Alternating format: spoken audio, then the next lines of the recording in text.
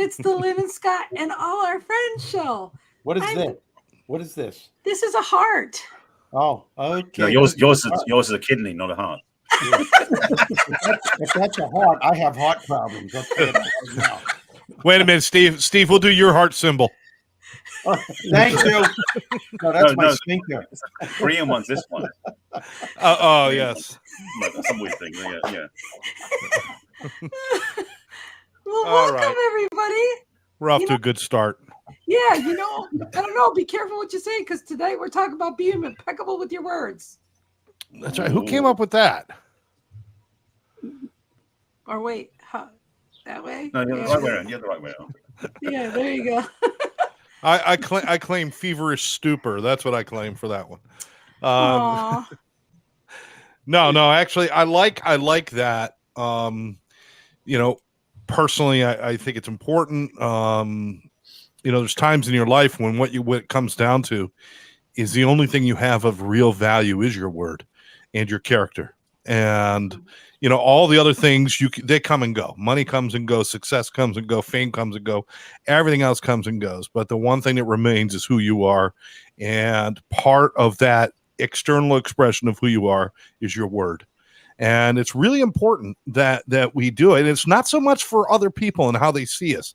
If I'm being impeccable for my word because I want you to see me as being impeccable, I'm kind of like manipulating a little bit. But if I'm doing it because it represents who I am and it makes me feel complete and whole, and this is who I am, then that's where I want to be. So one thing I want to remind other people that maybe don't understand, sometimes being impeccable with your word means don't say anything. Sometimes if you're not sure, I've fallen into these things. And even recently, I've had to step back a little bit from a lot of my projects because I started putting my word out there everywhere, and I couldn't fulfill that. And it started to reflect on me with others, but more importantly, it reflected on me. I wasn't sleeping right. I wasn't feeling right. So sometimes it simply means taking a step back and, not being so quick to just throw your word out there.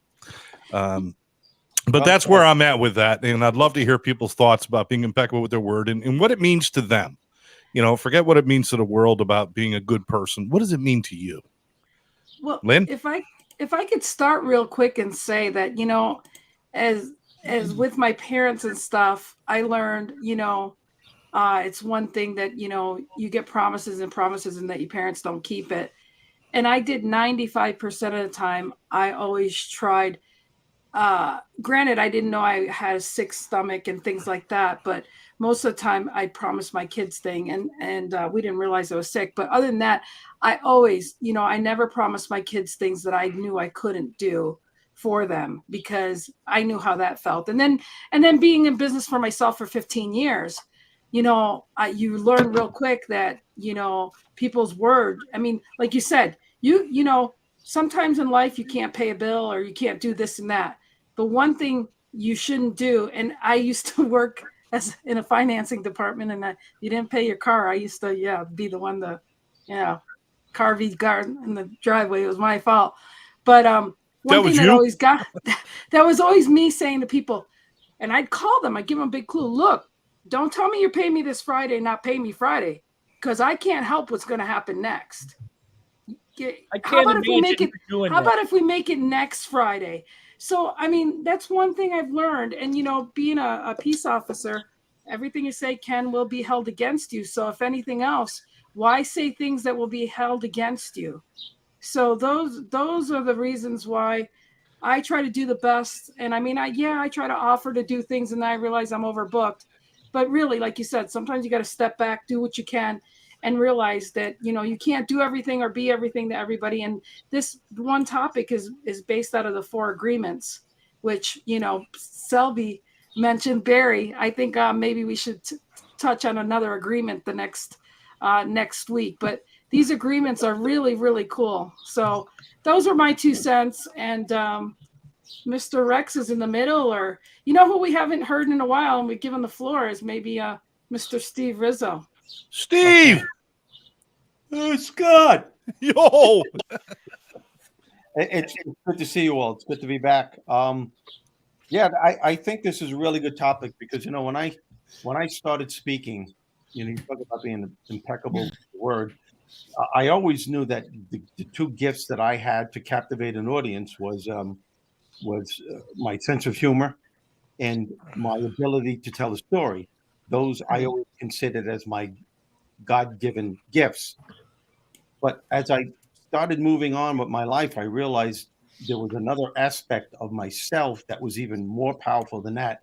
And that's when I became, and I realized how important it was to be vulnerable to my audience when I speak to them. And it was that vulnerability that really, really made me connect with my audience. And what I mean by that is that um, I am not afraid to tell people what I went through in my life or what I'm currently going through. It's amazing the feedback that you get when you actually can be on that platform and express your weaknesses and parts of you that you're still working on. Because when you're a personal development slash motivational speaker, people in the audience are looking at you as someone who has all the answers, which is a wrong perception for them to have, but they do have it. You have the answers. You know it all, and you got it together. And when I let them know that I'm still going through shit in my life, I'm still carrying a lot of stuff. The connection is so powerful with the audience because I know they're sitting there going, "Wow, if he went through that and still going through that, and he's where he is, there's hope for me." Does that make sense? Yes. So And Yes. to be impeccable with what I think it's so crucial, not just in my profession, but in any relationship.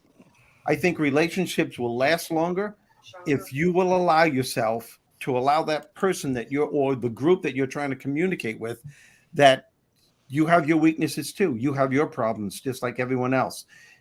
You don't come at them like you're saying the poor me story. You just tell them the way it is. I'm working through it. I know I will.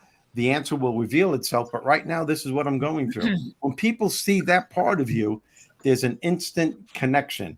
And I think that's what it means to have impeccable work, to be impeccable. I love that. Not Scott Jonesy. I'm going to go next to Scott Hipster because he's also in the speaking arena as well, and that to have it balanced from two people's perspective is like fantastic. So, Mr. Hipster. But I mean, it's so true. Your words are your bond, and we talk. I've said it before on the show. I've known speakers who walk into a room. There's 15 rows, 10 on each side. That totals 300 if you can do math, right? 15 times 20 is 300 seats. And then they come to the front of the stage and say, "Oh, look, we have an overflow crowd, over 500 people here." And, the 300 chairs are full. Well, why not be happy with the 300 chairs being full? You've got a full house one way or the other. Yep. Why do you have to throw a number behind it, which is a false number? And quite frankly, if you ever you utter a falsehood from stage, and somebody can verify and validate it, then it puts everything else you say in question. And so why would you want to put a number out there that somebody can easily say is wrong, because it takes away all the credibility you built. So in the speaking business, your word has to be your bond. You have to do it. And if it's not, that's why, I mean, I've said it many times on the show. I've shared the stage with every good one and every less than good one. I can tell you who the good ones are and who the those less than good ones think they're the great ones. Well, and that's exactly it. The less than good ones think they're the great ones because they're throwing a bunch of hooey out there. Yeah. And it really doesn't make any sense. It's interesting. I was blessed to be able to do a summit with Rex last week. Did 2 different radio shows yesterday. And man, it was awesome to be able to share to the very best of the questions being asked and knowledge gained over years and the butt kickings I've taken and all the different stuff. And I really came away from the shows and I went, that was freaking awesome that you were able to help somebody and they were so grateful for that help because, as Steve said, you're vulnerable. I mean, you tell the truth, novel concept. Anybody who hasn't had their ass kicked in this environment is freaking lying. There ain't anybody who's come through the last 3 years and not had some portion of their world turned upside down. You had to. And when you admit that, Scott, don't you agree that, wow, you enter into this comfort zone. You just feel so, because you don't mind expressing you. You know what I mean? I mean, the fact is, the other side is you become relatable.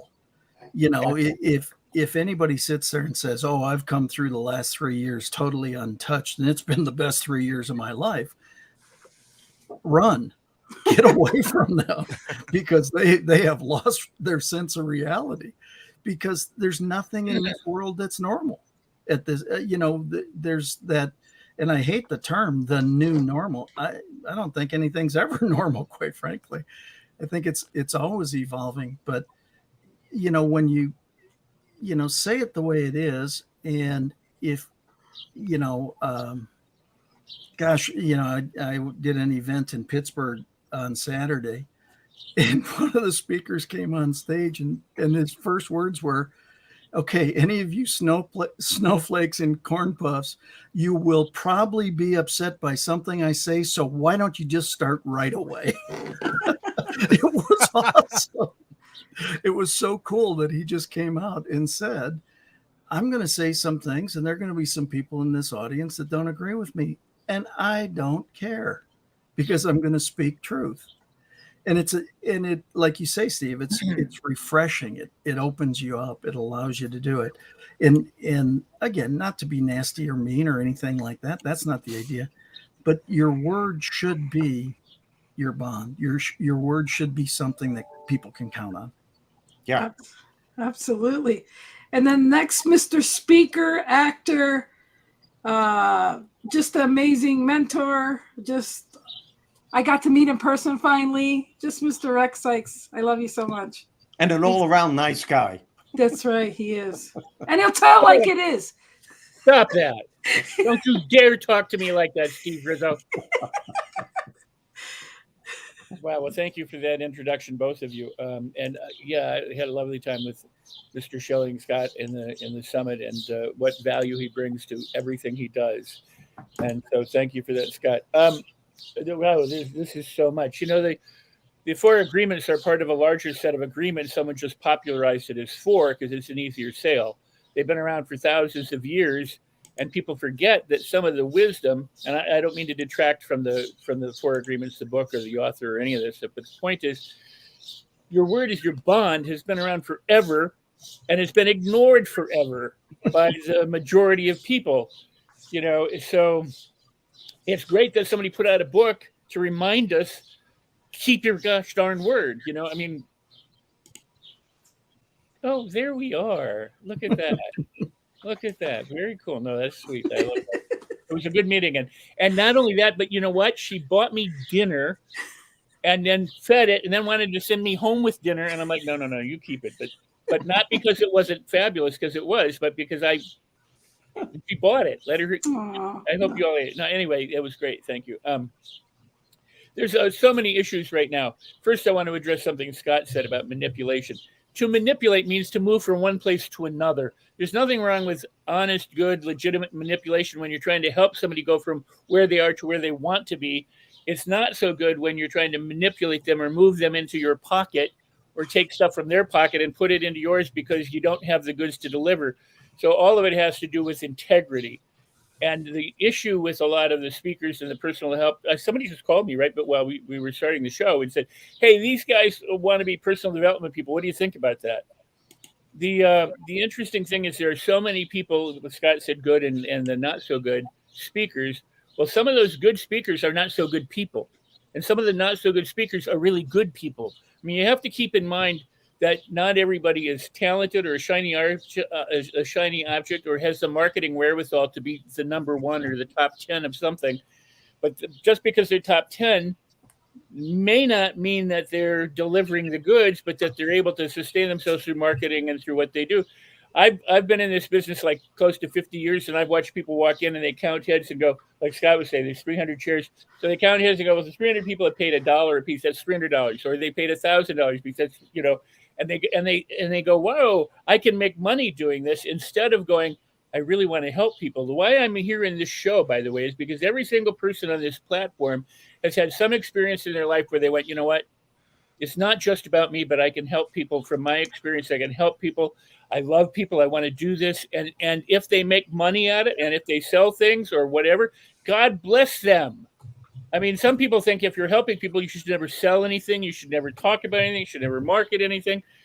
All you need to really do, in my estimation, is keep your word, deliver the goods, act with integrity, and be honest and transparent. And then if you sell it for $1 or for $10,000, it doesn't matter, as long as the value that they get exceeds the value that it costs them to get it. And there's nothing wrong with high price or low price. It's just what is it that you deliver? And that's the key. If you can deliver transformation, if you can move a person from one place to another place, whether it's romantically, financially, from the sadness to happiness, whether it's lose weight or gain weight, whatever it may be, if you're able to do that, and you charge and you fulfill the criteria that I just listed, I say go for it. It's the people who don't do that, but say that they do that are the issue. So buyer beware, but also don't be cynical, be skeptical but open. And with that, I pass. And I'm gonna say, this is the reason why I have the people that I have on my show. These are people that I trust and believe in, because there's just so many people that are not. And I have a link later to put from the podcast from yesterday. So thank you, Scott Hipster. May I make one more point? Yes. To Debbie and her birthday. You get to celebrate your birthday for as many days as you are old prior to your birthday, then your birthday, and then as many days as you are old after your birthday. If you're 10, you get 21 days. If you're 50, you get 101 days to celebrate. That's the law. That's the rule. I said it. I'm laying it down. Debbie, go celebrate. And again, no, her birthday was in June. But how could that be if it was in June? That's June 29th. Well, she's 147. Well, amazing rule. That's what Debbie said. And this is not last nor least, but this Barry Selby, I love him. I appreciate him. He's got great wisdom. I like I said, if you're on my show, I endorse you, because so if you don't see some of these people on these shows, you better watch out. No, but Barry, bring it all full circle for us, Mr. Wise One. What happened to Scott? He disappeared on us. He'll be back, I'm sure. He's getting chicken soup. Yeah, I guess so. Chicken soup for his soul. So a couple of things. First, one is Rex, you really have some great rules, which I definitely will abide by now, because especially as I'm getting older, I can get more days for my birthday. So thank you for that. So why not? But Scott, you said something about no income through the last 3 years and not have something transform, not be the same, not be great. I've had some things in my life that actually got a lot better because of the pandemic. So not everything by any means, but first of all, I got much better at Zoom, because I was useless at it before that. Lots of practice through 3 years. The second thing though is I got so frustrated being stuck at home, I started hiking, which I hadn't done in 20 years. And now I've been going every day for 3 years. So my fitness level has gotten better because I decided to take care of myself. And one of the best things I think anybody could have done during the last 3 years of the pandemic was to focus on self-care, which leads me into, nice segue, that the thing about being integrity with their words, being impeccable with their words, is that I would ask anybody watching this, how do you talk to yourself? Because most people are thinking about the words they put out in the world. What they forget about is the words they tell themselves without thinking about it, which oftentimes are debilitating and not healthy. So being impeccable with your word means also being impeccable with your self-word, with the words you tell yourself, the way you talk to yourself, the way you support yourself. because a lot of people don't do that very well. If I could have done that better, I screwed up, I did this wrong, blah, blah, blah, all these different things we use. And I'm not going to go too many of them because I don't want to affirm it for myself. But we oftentimes use negative terms about our own self, which means also that we play ourselves down around other people. And of course, as Scott was saying, and so did Rex, about people putting themselves on a higher pedestal to pretend they're better because they don't believe they are worthy of that. That's a whole other conversation. But one thing I want to add in this conversation too, about being impeccable. One of my pet peeves, and we talked about it in the show before, I know I've talked about this before, definitely a couple of times, is about when we tell people we're going to do something, do it, as in keep your agreements. The challenge is people say yes to things without realizing they're not going to do it, and then they get people viewing them with less than high esteem. So a couple of quick tips for agreement keeping is that when you make agreements, make them public, as in make them out loud. But there's 4 things to talk about agreements. One of which is when you make agreements, keep them. Now, one way to keep them is write them down so you don't have to worry about remembering them. One of my friends, David Allen, who created Getting Things Done, said, when somebody asked him why write things down, he said not to remember them. He writes them down to forget them because he can just look at his notes and remember what he needs to remember. So first of all, write down your agreements so you remember what they are, if you're on your phone or on paper, whatever you use. Second one is if you have to change, because some people's lives do go sideways, renegotiate. Don't forget and then don't do it. Contact the person, text them, call them, say, I promised to meet you on Thursday. Can we make it next Monday because I'm booked this weekend? Fine, renegotiate. It's good to do. The third one, which is the biggest one for people that they don't do really well, is say no. Most people are so defaulting to say yes to things that they don't want to do in the first place. Better off saying no and be clean about it, because impeccability can also be saying no. So I highly recommend people say no more often, because frankly, if you don't, you're missing out on having your own time for yourself. Rex, you are jumping in there. I can feel it. Well, I just wanted to add 2 things to what you said, because what you said was very beautiful. One is, your word is your bond to other people, but also to you. So if you say, I'm going to do something, like I'm going to go clean the house, then go clean the house. Don't violate your own promise to yourself, because that just sends the wrong message to you, that you're not a person who's apt to keep their word for yourself, and that can't have a good effect on your esteem.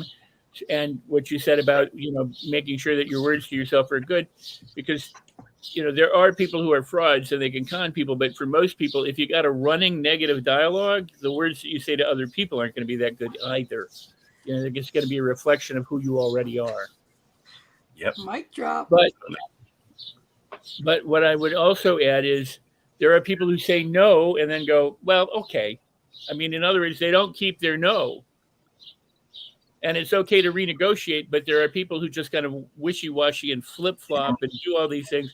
So I go, no, I'm not going to do that. Well, okay, I'll do that. And then they don't do that. So I mean, I know people like that. Yeah. Yeah. So it's just as important to keep your no as it is to keep your yes sometimes. In fact, just to underscore the thing you said about that thing about keeping agreements with ourselves. That's the weakest agreement we usually make. First of all, when we make agreements with anybody, we're the ones starting it, so we're definitely involved in every agreement. But the second thing is, I respect if you have issues with self-esteem or about not feeling worthy, notice where you keep breaking agreements with yourself. I'm going to go to the gym, or I'm going to go, for New Year's resolutions are the biggest crock of these things people do. What's going on? It's like circling around, it's like carousel. And like Debbie said, I'm sorry, Gary, I didn't mean to steal your thunder. I was just mimicking Scott. I don't know what he was doing. and I know like, it was very fun to watch. like Debbie said, Barry had a lot of things going on to meet us, but he made time to meet us, and we really appreciate and adore and love him for that. Thank you. But here's something shiny for you, Rex. So if I can make my point, finish this up. That is a point. This is why I love this room so much. Barry, keep talking. There's a horse in there somewhere. Keep talking. I didn't go there. That was going to be Scott's response, not yours. Wrong, Scott. I'm looking at his yellow thing behind him. Some of you need to go back and watch some of our other shows to know what the running jokes are. Yeah, there's some There are a few. old. I think the biggest thing, when you sit and I think there is, it's fascinating to me to listen to people in their self-talk, and how they beat the heck out of themselves consistently. And you're right, Rex. If you're talking to yourself bad, you're going to talk to everybody else bad too. It makes no sense whatsoever.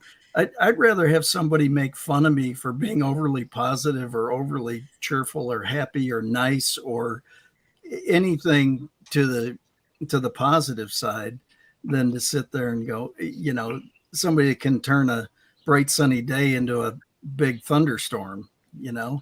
It makes no sense, So and it's fascinating to me.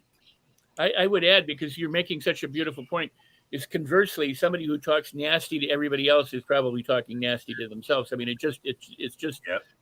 it's either way. I mean, well, I related in my group last night, and I teach this stuff just like, quite frankly, we all do.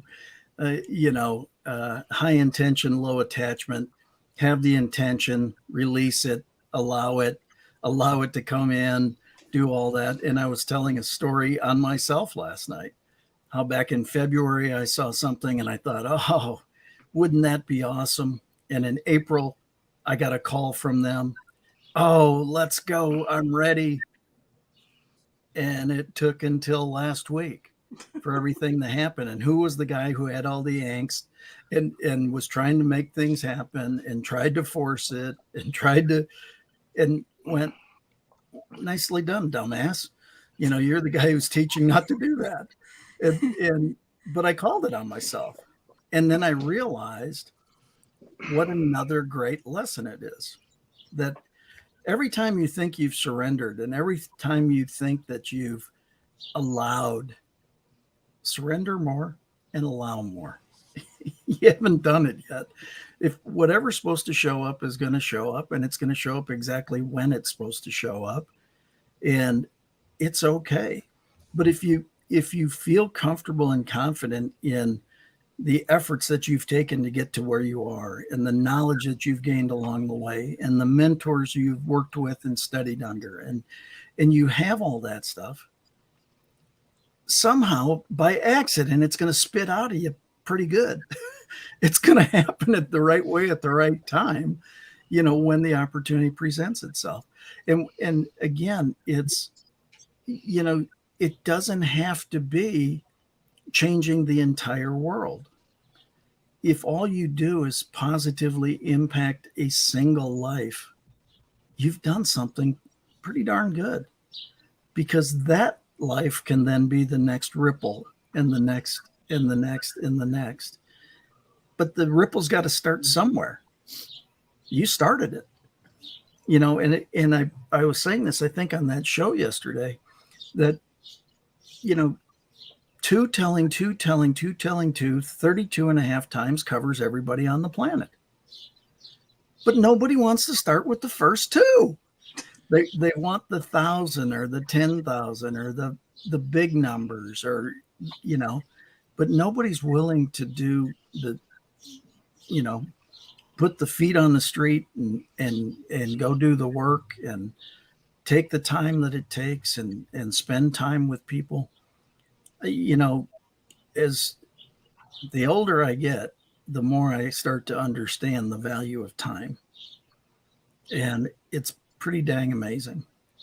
And, last week I got on a flight, thought, oh, this is going to be so good. We pulled away from the gate. The pilot said, we got to pull it back in. We've got a minor service issue. For the next 45 minutes, they were working on the minor service issue to then announce, we need to deplane this plane. It's now out of service. We got to find another one.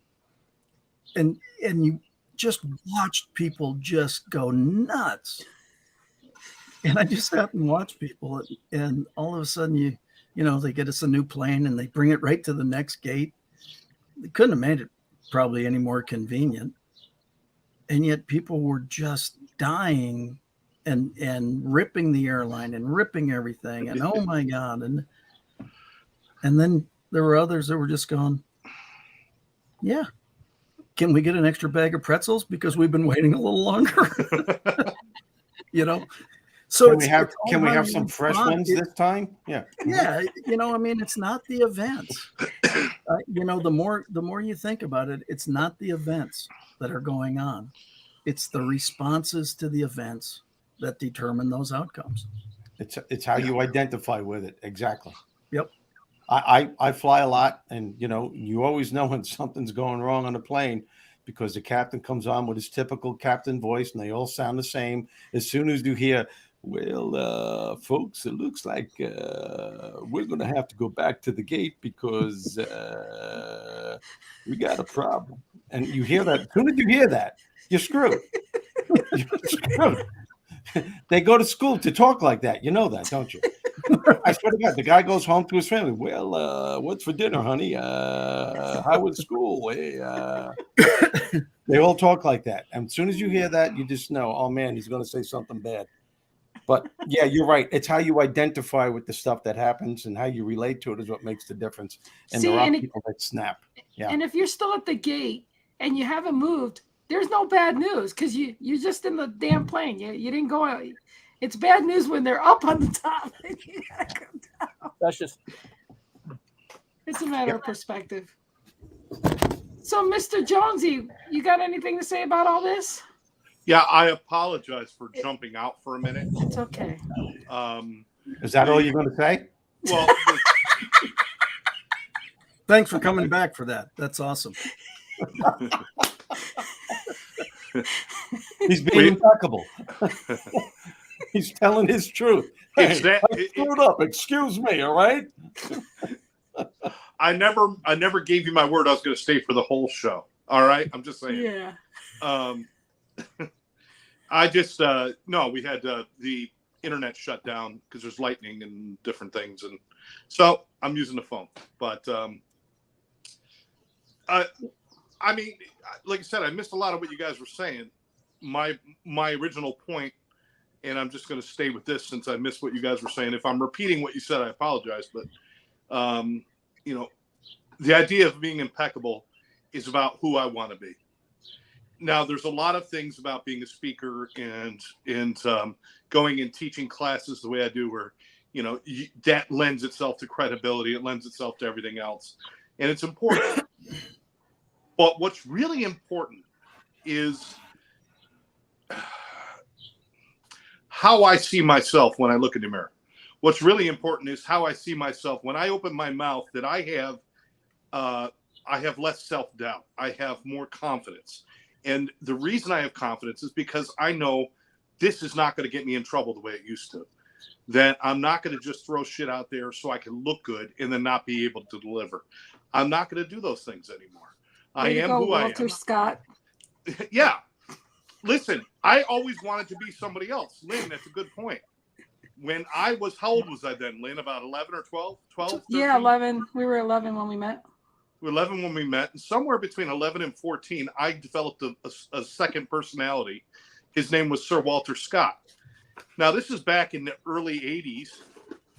I had business cards printed. I handed out business cards to people with Sir Walter Scott. I didn't have a driver's license. I didn't even have a freaking bicycle. He stapled one to my yearbook at the end of my yearbook. No joke, for proof. And she still has it, and that's sad. Yeah, I that's do. Very sad. Over 40 years, yeah. But a lot of what that was I was surrounded by people that I thought were all better than me. All the people in my life I thought were better than me. Whether it was abusive situations or whether it was just success or whatever it might have been, everybody was better than me. Everybody was stronger than me. Everybody was smarter than me. So I had to keep making things up. And what happened was my word became certainly not impeccable. My word became the tool to build who I was. And I would lie, I would cheat, I would steal, I'd manipulate in a bad way, not the good way like Rex is talking. I'm talking about in a bad way so I can get people to see me a certain way. And as I got older and as I went through my problems and as I've reached the point I'm at now, it's become the polar opposite where I build who I am inside and then I let the truth and the authenticity of me out, and that's being impeccable. Being impeccable is being honest to myself. It doesn't mean always telling the truth. That's not what that means. but it means always telling my best version of what I am right now in my truth. So it's really important. It's important to me. Honestly, I really don't give a shit if people like me or not anymore. I really don't. Honestly, it seems like the more I stop worrying about people liking me, the more people that actually do like me. When I wanted everybody to like me, I came off as a jackass. I was Sir Walter Scott. So this is an inside job for me. The impeccable with my word is inside. The more work I do on the inside, the more that when things come out of me, they are my truth and it's authentic. And I feel better about me today because of that. So, you know, being a New Yorker and going to school the same place as he did and stuff, we definitely weren't taught that.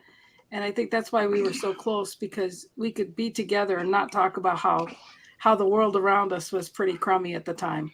Well, we had a lot of similar things going on in our lives. And we did. You and I kind of we kind of hung together in the corner of the high school hallway saying, this life is killing us. Yeah. Right? Yeah. And so, you know, it's one of those things where, you know, I wish and I know that if we could change the world by people and kids knowing the things we know and help them way sooner than what we had the answer, the world would be a better place.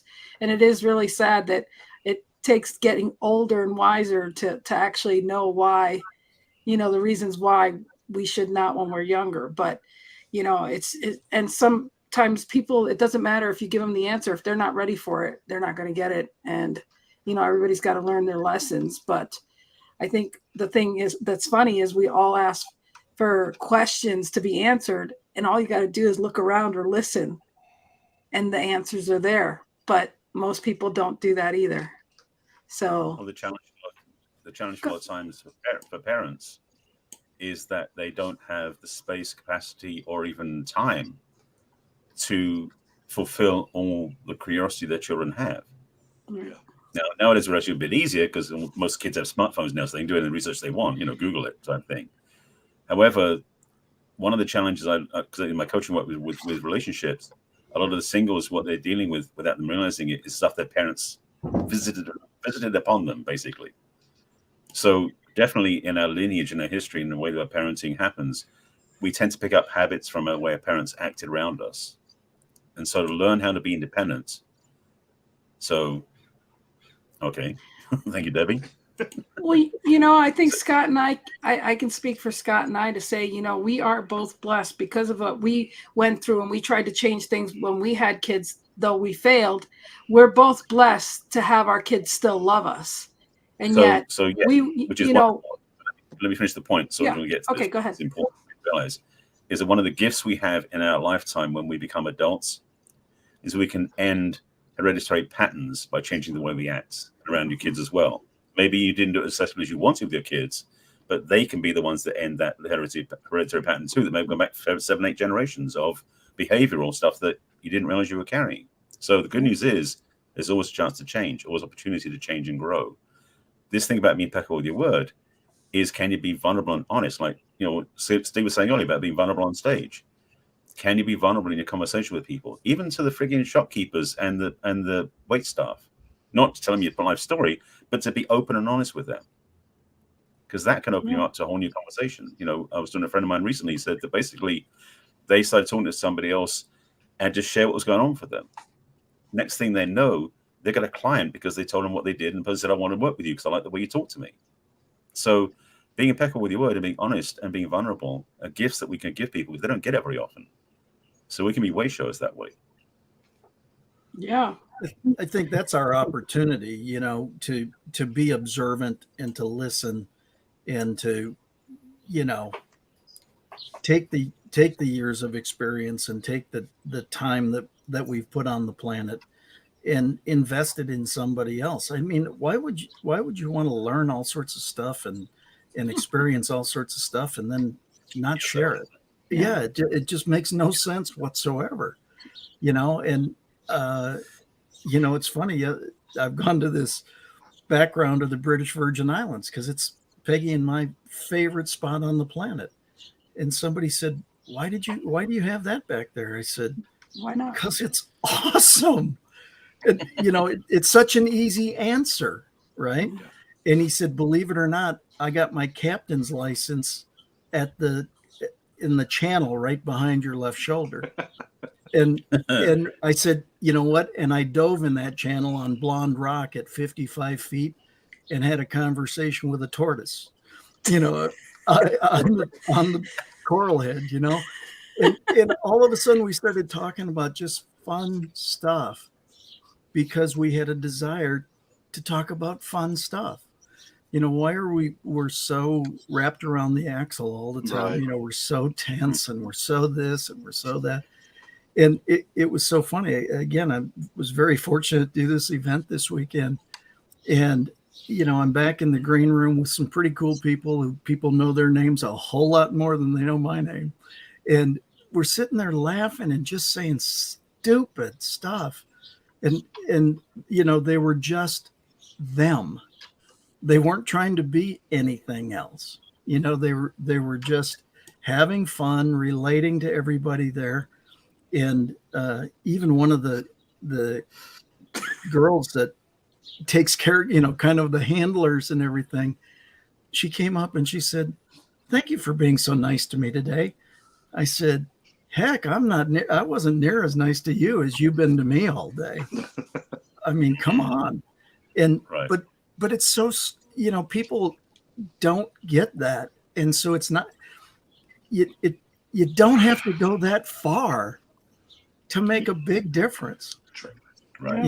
and if you just, I would encourage people, just get in the groove of saying something nice to somebody once a day and then go to twice and then see what happens. It's really incredible. I had so much fun on this summit with Rex, and Rex was so gracious. He even reached out and he goes, "So how was the experience for you?" I went, "I don't know. It was great." I had the opportunity to work towards helping people, and hopefully I did. It was awesome to be asked, and I'm honored. Does it have to be any more than that? And I think that people tie such big strings on things. There's just this attachment that is so hard. Why? Again, I learned a great lesson over the last few weeks. When you think you're surrendered, surrender more. Just Love that. give it up. Yeah, and what you're talking about, that surrender, is letting go of the ego. That's why people have a hard time finding out who they are, because ego is controlling them. It did for me for most of my life. I mean, there is a price to pay to be who you are, but the price is well worth it if you strive for it and you're willing to pay the consequences for who you are. That means realizing the mistakes that you made. That means realizing that you weren't you for most of your life. It means realizing that there was another part of you, the big mouth inside your head, as I call it, or the ego, or the devil, as some people call it, which is a little melodramatic, but if you listen to it, will be hell to pay. But I'm just saying it. But we're all related in so many ways. But the biggest way is that we all understand what we're all saying here. And for people who are listening that don't get it, you've got to speak your truth. Yeah. And speaking your truth is admitting who you are no longer or who you weren't. And that's not easy for people to do. It's the biggest lesson I learned in my life. And I'm still learning it. I was in an elevator after an incredible speech for the $1 Million Roundtable, and there was a guy, I knew he was very prestigious, a multi, if not a billionaire. And he said to me, he goes, "I will pay you handsomely." This is as the elevator door was closing. He held the door open. There were 4 other people in the elevator with me. "I will pay you handsomely for you to talk to me and tell me your truth." I said, "I would love to, but I would never take your money because I don't know my truth yet. I'm still searching for it." And when I said that, he wanted to pay me even more for saying that. And of course, I didn't take his money, but I did take his number. We talked, and we have a wonderful relationship. But I was willing to say to him, I could have said to him, "Okay, great. My ego could have taken," but I didn't. I'm still searching for who I am. And I think we all are. And to admit that is the most powerful thing you could ever say to yourself. I love that, Steve. I love that. And it's, the funny thing is the truth is whatever we're in right now is our truth. That's my point. Yeah, Pat. exactly. Yeah. And where I am right now may not be where I'll be It'll five be weeks different from now. tomorrow. It'll be different tomorrow. Yeah. I want to go back to Scott Schilling for 1 second. Scott, you were talking about the kindness of just simple words, the kindness of just a nice gesture or a nice word, a compliment, those kindnesses. So many people step over those small little moments to get to the big grandiose moments. You know, it's like, wait a minute, I'm going to step over being nice to everybody, but then at the end of the day, I'm going to give everybody a car. But we miss all these wonderful opportunities to truly make real connections, and those small moments is where they really count. Is that kind of what you were getting at there? Because Yeah, I don't want to misunderstand it. No, absolutely. You know, it's the little things that add up to be big things, and it doesn't take that much. And I want to brag on one of my buddies, Sean G. Murphy, and I love hanging with him, and it irritates the hell out of me every time he does it, because we'll be out together, and you know, we'll walk into a place or whatever, and before I get a chance to say anything, he'll go, I just want to say thank you for all those people who haven't thanked you today.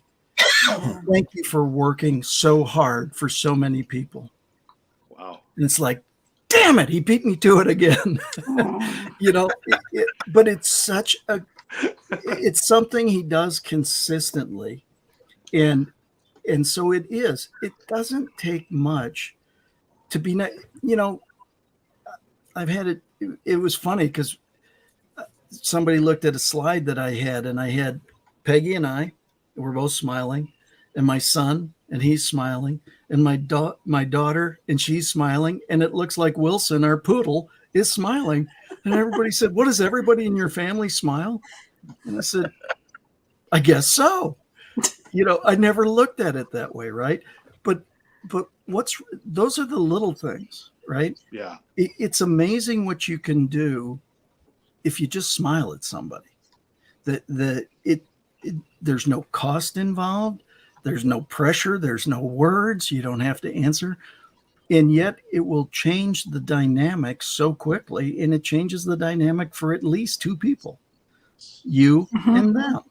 Yes. And so when you do that, it's, you know, again, I watched some people with an Uber driver this week just go, fantastic. You know, Francisco, how are you? So honored that you're our driver. Now, how many people say that to an Uber driver? But these guys were doing that, and you should have seen the grin on his face. You know, just the feeling of, hey, I'm not just an Uber driver. I'm a human being. Yeah. And that's what it is, Scott. It's those little things. And that's, again, how you do anything is how you do everything. You know, you just got to keep on. And I wasn't always like I am today, but I would suggest that everybody here isn't always like they are today. We've grown into whatever it is through our experiences and the various things that we've had happen in our lives. And when you start to understand that smiling and laughing and having fun is having fun. It's more fun to have fun than not have fun. Why not have fun? Thank you, Captain Obvious. Have fun just for the fun of it. So, You know, the whole thing, John Hurt, if he had not said, I am not an animal, but said, I am not just an Uber driver and Elephant Man, think of how the whole movie would be different.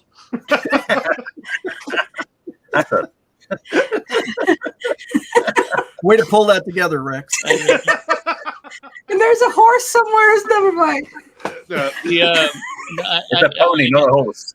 I did want to add one or 2 points. One is there are people who want to make changes and they don't, and they get upset with themselves because they can't do it. And we talk about managing mindset or managing your emotions or managing your words or managing your behaviors. If you manage any one of those things, you will change your thoughts, your feelings, your behaviors, and your words. Because imagine this, you go to the gym, you like going to the gym, and now for some reason you can't go. You've got appointments, you got time. What happens to the internal dialogue? I should be in the gym. I would do this. your thoughts are, I'm not doing what I'm supposed to be doing, or this sucks, or this, that. Now something changes and you get to the gym and now you're back in the gym. How does your thought change? Oh, this is great. I'm back in the gym. I'm doing my thing. I mean, so whether you change your thinking or you change your behavior or you change your words or you change your feelings, change something that lets you move forward in a positive way, because they have an effect on each other. It's not one or the other. They're mutually inclusive, not exclusive. I want to do something that I don't know if I've ever done this here. And if I have, and I haven't, no. I was just going to say, Oh, damn it! I was just going to say, you're not going to sing, are you? Oh, No. But I write a daily blog, and I would encourage people to read today's blog. It's Why You Should Keep the Faith, Carl's Story. And it's at gratitudeactivator.com. So, we can put it in the chat or something like that. But I encourage you to read it. It's a story about Carl, who is not getting his due, and what happened to help him get his due, or to help rehabilitate his reputation and what that meant to him and the people around him. So, and I encourage you to do that because little things matter, and expectations matter, and what you expect of yourself and other people makes a huge difference. So again, the name of the blog, or the name of the post today, is Why You Should Keep the Faith, Carl's Story, at gratitudeactivator, all one word, .com. I think I'll get that posted here. Okay. I want to say that people should go back to YouTube and look up Scott Schilling and Debbie Bettendorf. And I just want you to know that interview there, Scott's to Hipster, he is very vulnerable and his humble beginnings.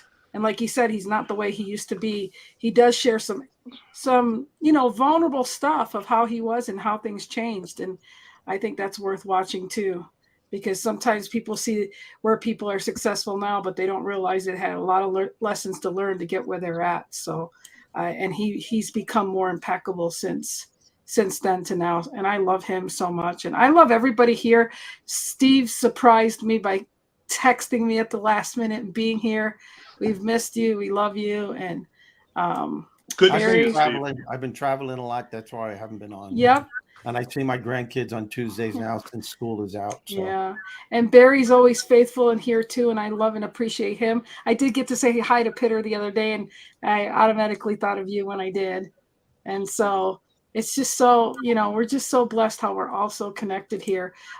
We've got like a minute each if you want to give some final words here. We'll start with Mr. Rex in the middle, I guess. Oh, perfect. This has been a pleasure. It's been great. I love my brothers and sister, and you're all fabulous, and you all deserve incredible kudos and blessings in every way, shape, or form. If you go back and you review the show, if you don't know because you didn't notice it, Bailey made an appearance. I love Bailey. And I met her in person. Bailey made an appearance, and I barely noticed that she was making an appearance. But Bailey and Sasha are here, and they are remarkable spirits and incredible beings, and I'm blessed with the opportunity to be with them for as long as we're together, and I couldn't be happier. So with that, I would just say to always take advantage of the fact that you're surrounded by people who love you and who you love, and never for a second forget that. Remember it always. Love you, Rex. And Mr. Barry. Barry. Well, I don't have any dogs around me at the moment, so I can't copy that. But one thing I'll say that came up is that it's sometimes so easy to think that we're less than we are. I mean, it's like knocking ourselves down. We're very good at saying negative things to ourselves. The truth is, it's easier to say good things to ourselves, but we don't know that. So, homework assignment to anybody watching is if you can come up with 2, 3, 5 things that you can say to yourself in the mirror every morning that are positive.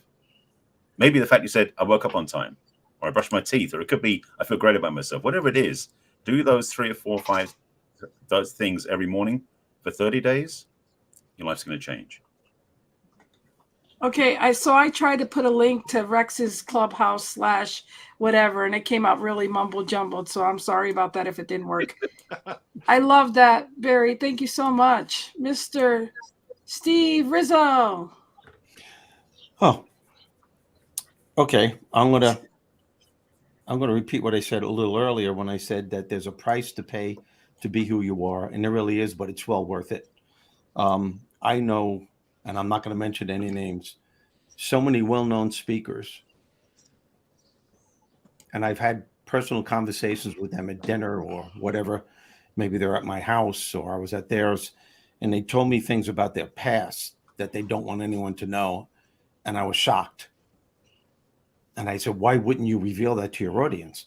That you had an addiction to cocaine, or that you had a drinking problem, or that you had this or that. Why wouldn't you want to do that? Well, I don't want them to know that part of me. And I said, well, they have a right to know that part of you, and you have a responsibility to tell them. And it was amazing. Different people, but they all stood on guard with their belief that, no, I'm not going to tell anyone. And I said, don't you understand that you're revealing a part of yourself that's vulnerable, that there are people in the audience may be experiencing the same crap that you went through. And they're looking at you as someone who has answers. And if they realize that you went through what you did go through, that there's hope for them. Why wouldn't you want to tell them that, on how you beat that and how you became the person that you are? And I think that I said that for this reason, because we bring that into our relationships with people, with people who are meeting and they get married, and all of a sudden you're married for a while, and then the other person goes, well, how come I didn't know that part about themselves, about that person? How come I didn't know this about that person? Well, because you weren't vulnerable enough to let the person know that you're not perfect, that you do have flaws, and that you do have a past, and that past isn't maybe as perfect as you thought I was. My point is that if we could reveal that part of ourselves in all of our relationships, business, personal, and otherwise, even with our children, sometimes our children look at us as like, wow, well, they have the answers. I told my son the stuff that I tell my grandkids, the shit that I went through and how I overcame it. And I think by doing that, they're going to be in a better place to learn life's lessons. I hope what I just said made sense, but I think it did. It does. And I think you said it for me because, I'm really ashamed of my health issues and things that I don't like people seeing me in my condition and all this stuff. And I feel like you said that to me because I'm going to start sharing what I'm going through. And I'm excited about the next year of my life because I have doctors that are doing what they can for me. And nothing makes me feel so finally matter and realize that my x-rays, the doctor said I should be in a wheelchair and they can't believe I'm still walking. So I'm just saying that you said that stuff for me because I said it for everyone because we all have shit. Either we have it or we had it. And if you had it, I think it's your responsibility to let people know in your life that, you know what, I went through this, but this is how I beat it. Yeah. Why wouldn't you want to do that? Well, that's what it means to be impeccable. Your impeccable word is who you really are. Sometimes we forget that we even mattered. That's, as a mother, I think that's where I'm coming from, that respect. Okay. So cool. I appreciate you saying that. And so thank you for saying that. And I think it's Mr. Hipster next, right? Yes. Okay. What you were just saying. Thank you, Steve. Made me think of what happened in New York City earlier this week with an influencer offering to give away a PS5 and a this and a that, and hundreds of thousands of people came out and just created destruction. It's like, for what? Number one, is the influencer really that influential? Probably not. And why did the people take the actions that they took? Why do we have to go? And that's so ego based from what you were saying earlier, Steve, right? And you get rid of that ego base and you just find, I think I don't know, maybe it's me, just coming into a gentler, kinder, nicer time on the planet. Yeah. Than having to do all the other stuff that doesn't make so much sense. Why not invest in each other? By investing in each other, I quote Zig Ziglar multiple times every day. You can have everything in life you want when you help enough other people get what they want. Zig was one of the nicest, most gentle men. Now, phenomenally effective sales guy. He was really good at his craft, but he was a great human being doing it. Those are the people to emulate. You're the one of them, Hipster. Thank you. This has been a great show. We are at 1 hour here, Mr. Jonesy. Any last words before I click the end button? Yeah, I just want to bring everybody back to the past a little bit. Some of you guys might not remember this.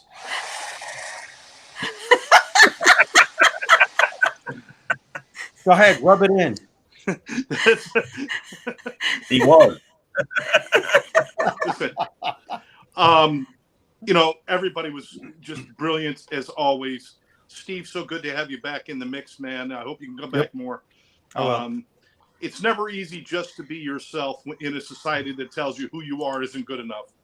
But if enough of us step forward and say, screw you, I am who I am, practice small kindnesses, and certainly just be impeccable with your word, we could change this planet. It doesn't take much.